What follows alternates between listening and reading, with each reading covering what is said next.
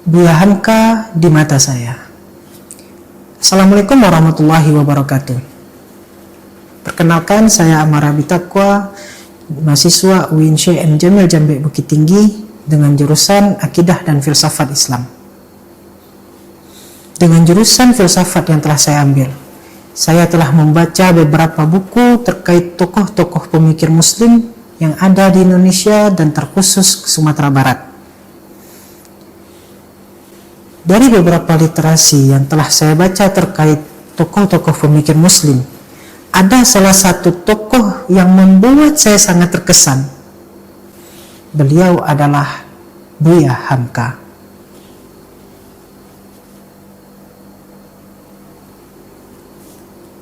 Ya, Haji Abdul Malik Karim Amrullah.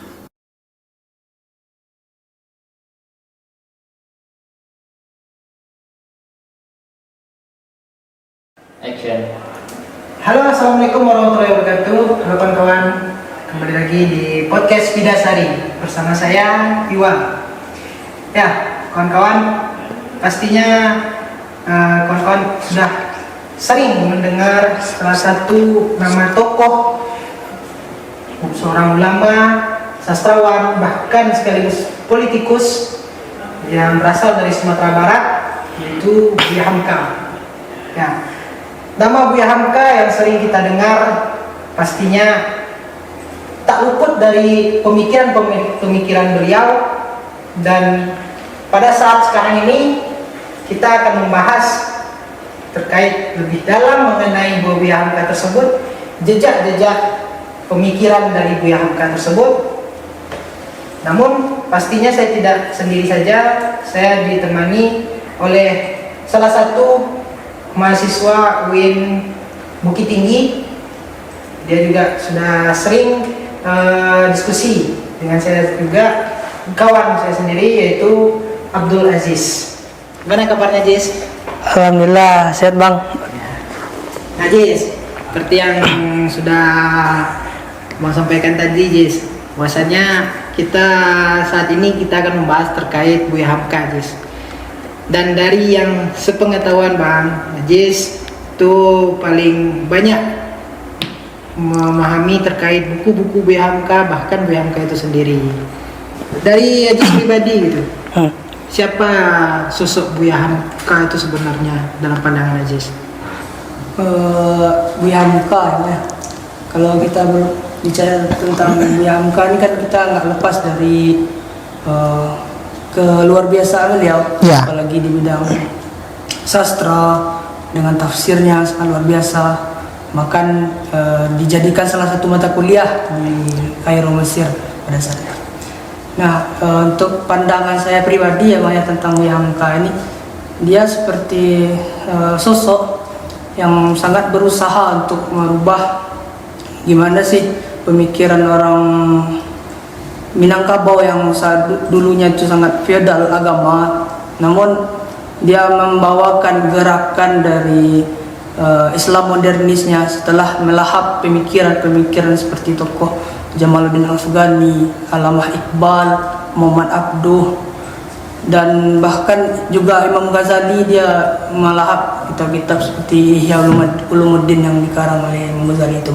Menurut saya sih Bang ya, yang melatar belakangi pemikiran Buya Hamka ini, yang pertama terlepas dari latar belakang sosok dari Buya Hamka ini ya kan, dia apalagi ayahnya tuh tokoh bagian dari kaum muda yang saat itu Syekh Ahmad Khatib Al-Minangkabawi adalah guru dari Syekh Haji Rasul.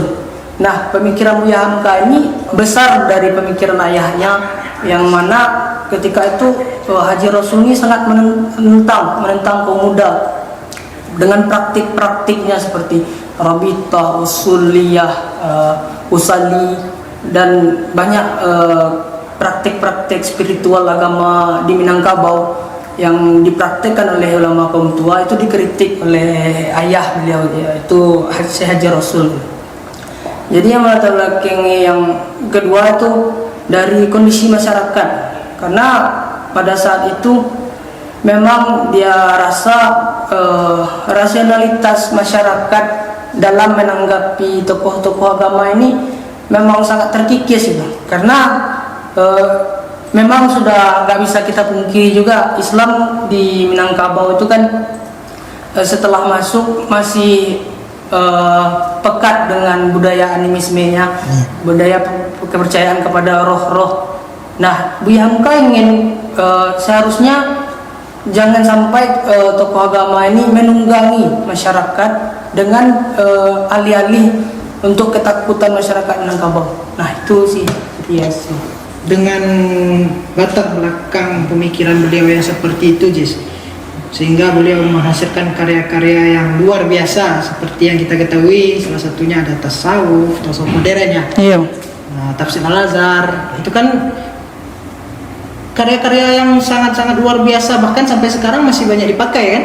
Iya. Nah, selain dari itu, Jis, dan lebih mendalamnya lah, karya-karyanya itu apa aja yang berpengaruh sampai saat sekarang ini, Jis? Bagi saya itu Bang, dari menangkap kata Bang tadi ya tentang tasawuf modern, karena memang relate sekali kalau kita lihat Buya Hamka ini dengan karyanya itu bisa digunakan orang saat sekarang ini tuh karena Buya Hamka itu dengan gerakan Islam modernisnya itu dia berusaha menggerakkan kaum muda agar mengedepankan rasionalitas dalam beragama. Nah, itu yang diinginkan dari Buya Hamka itu sendiri, Bang. Bahkan sosok Buya Hamka ini dengan karyanya dia juga nggak sekedar nulis, dia nggak sekedar membaca, cuman dia mengkolaborasikan 3 aspek yang itu, dan bagi saya itu yang sangat luar biasa. Karena kan kita susah tuh, ada orang yang bisa baca, bisa nulis, cuma nggak pandai ngomong. Iya, banyak. Orang yang bisa ceramah, bisa membaca, tapi nulis kurang. Ya. Nah, sosok Buya Hamka ini dia memadukan ketiganya. Jadi dia nggak terkenal sebagai penulis, dia nggak terkenal sebagai sastrawan, bahkan beliau juga dikenal sebagai ulama. Dan tahun 1975 itu Buya Hamka dia pernah menjadi tokoh MUI pertama loh di Indonesia. Begitulah sangat luar biasanya tokoh dari Buya Hamka itu. Tokoh ketua MUI pertama ya, di Indonesia.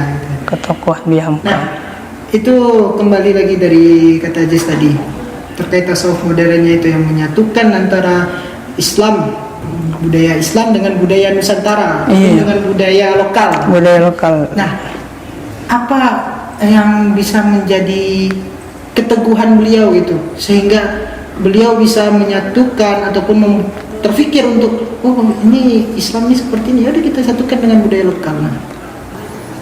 Ya, jadi kan sebelum Buya Hamka ini terkenal dengan tokohannya dalam menulis atau sebagai ulama, dia juga mengembara. Bahkan dari beberapa literatur saya baca itu Hosho Praminoto pernah menjadi guru dari Buya Hamka. Nah, dari situ kan bisa kita lihat bagaimana keinginan kuat dari Buya Hamka ini untuk memadukan atau mengembangkan Islam, namun budaya lokal itu tidak terhimpit dan merasionalkan budaya-budaya yang sebelumnya taklid itu. Sangat luar biasa. Jadi Buya Hamka ini mengutip dari satu quotes dari beberapa buku Buya Hamka itu mengatakan pengkerdilan yang paling memilukan itu adalah ketika otak yang cemerlang menjadi budak bagi jiwa yang malas. Jadi kan keinginan Buya Hamka itu sangat besar. Jangan sampai masyarakat Indonesia, dan dia meyakini bahwa masyarakat Indonesia itu pintar-pintar, namun terkubur gitu. Dipilah dengan pemahaman animisme, pemahaman kepada keyakinan kepada roh-roh itu, bagaimana satu entitas lain bisa memperdaya atau mengganggu keusikan dari manusia. Padahal kan manusia itu kan diberi kebebasan sama Allah itu. Jadi mungkin gitu sih. Pastinya Jis, dengan Buya Hamka, gerakan Buya Hamka membuat menyatukan Islam dengan budaya lokal, pastinya menimbulkan kritik-kritik yang ada, pasti ada kritik yang timbul gitu kan, dengan gerakan tersebut gitu. Nah, dari Buya, dalam pandangan Aziz ya, bagaimana Buya Hamka itu bisa tahan gitu dengan kritik-kritik pedas dari masyarakat gitu? Ya, yang saya lihat kan sosok dari Buya Hamka ini kan konsisten, Bang. Ya. Ya, saya juga sering tuh lihat-lihat dari Buya Hamka ini, dan karya-karyanya yang sangat luar biasa tuh. Di salah satunya kan dia pernah nulis kenapa sih orang banyak takut jatuh karena pesawat, padahal yang kebanyakan orang meninggal itu di atas kasur. Kenapa nggak orang takut di atas kasur? Jadi ketauhidan atau pemahaman tauhid dari Buya Hamka ini sangat kokoh untuk merubah paradigma masyarakat yang sebelumnya kurang tepat lah kita bahasakan, ya Bang. Mungkin gitu. Ya. Nah, Jis, dari sepanjang tadi kita berbicara terkait pemikiran Buya Hamka, terkait keteguhan dan keteladanan Buya Hamka, Jis. Untuk sekarang nih, Jis, apa yang perlu dilakukan oleh anak-anak muda zaman sekarang dalam meniru dari keteladanan Buya Hamka tersebut, Jis? Ya, kita kembali ya Bang ya, dengan yang tadi juga disampaikan, bagaimana Buya Hamka ini adalah sosok yang memadukan 3 hal yang sangat luar biasa.